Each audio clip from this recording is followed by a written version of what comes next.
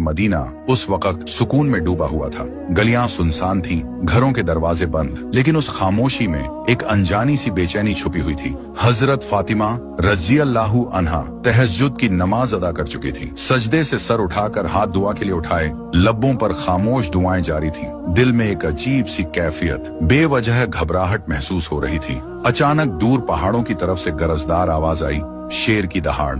मगर इस बार वह दहाड़ आम दिनों से ज्यादा सख्त और खराश भरी थी। हजरत फातिमा रजी अल्लाहु अन्हा ने आसमान की तरफ देखा और सोचा, क्या कोई परेशानी आने वाली है? मदीने के करीब के पहाड़ी जंगल में अक्सर दरिंदों का खतरा रहता, खासकर रात के वक्त कोई वहां जाने का तसव्वुर भी नहीं करता था। इसी जंगल की दूसरी तरफ एक बोसीदा झोपड़ी में एक बीवा औरत रहती थी। न कोई खानदान, न सहारा, न खाने का वसीला। कई रातें वह भूखी सो जाती और मदीने के लोगों को उसके हालात का ज्यादा इल्म भी नहीं था। अगली सुबह हजरत फातिमा रजी अल्लाहु अन्हा को किसी काम से हजरत मोहम्मद के घर जाना था। घर से तन्हा रवाना हुई।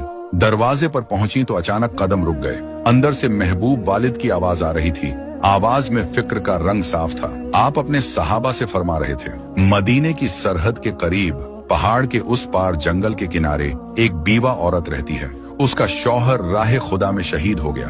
वह बहुत गरीब है और आज 2 दिन से भूखी है। हमें उसके लिए खाना पहुंचाना होगा। उसकी मदद करना हमारे ईमान का हिस्सा है। साहबा ने अर्ज किया, या रसूल अल्लाह, हम जरूर जाना चाहते हैं, लेकिन वहां जाने के लिए जंगल से गुजरना होगा, जहां खतरनाक दरिंदे हैं। आपने फरमाया, तुम्हें डरने की जरूरत नहीं, दरिंदे भी अल्लाह की मखलूक हैं। जो अल्लाह के नाम पर जाए उसे कोई नुकसान नहीं होता। ये अल्फाज हजरत फातिमा रजी अल्लाहु अन्हा के दिल में उतर गए। आंखों से बेआवाज आंसू बह निकले।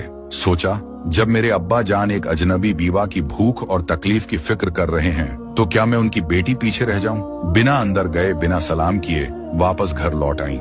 घर पहुंचकर चूल्हा जलाया, अपने हाथों से 2 रोटियां बनाई, कुछ खजूरें ली, कपड़े में बांधा और निकल पड़ी।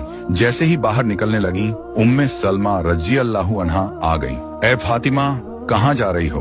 फरमाया, मदीने की सरहद के पार पहाड़ के पास एक बीवा औरत रहती है। वह 2 दिन से भूखी है। मैं उसे खाना देने जा रही हूँ। उम्मे सलमा बोली, तुम अकेली वहाँ कैसे जाओगी? वो रास्ता खतरनाक है, जंगल में दरिंदे हैं। हजरत फातिमा रजी अल्लाहु अन्हा ने मुस्कुराकर कहा, क्या तुम नहीं जानती, इस दुनिया की हर चीज अल्लाह की मखलूक है। जंगल के दरिंदे भी अल्लाह का जिक्र करते हैं। अगर नियत खालिस हो तो अल्लाह हिफाजत खुद करता है। वो तपते हुए रेगिस्तान के रास्ते पर निकल पड़ी। सूरज ढलने लगा, आसमान नरम रोशनी में नहा गया। इधर नबी ने एक सहाबी को बीवा औरत के पास भेजना चाहा, मगर मुस्कुराकर फरमाया, शायद तुम्हें मालूम नहीं, फातिमा पहले ही निकल चुकी है। वो सहाबी भी उसी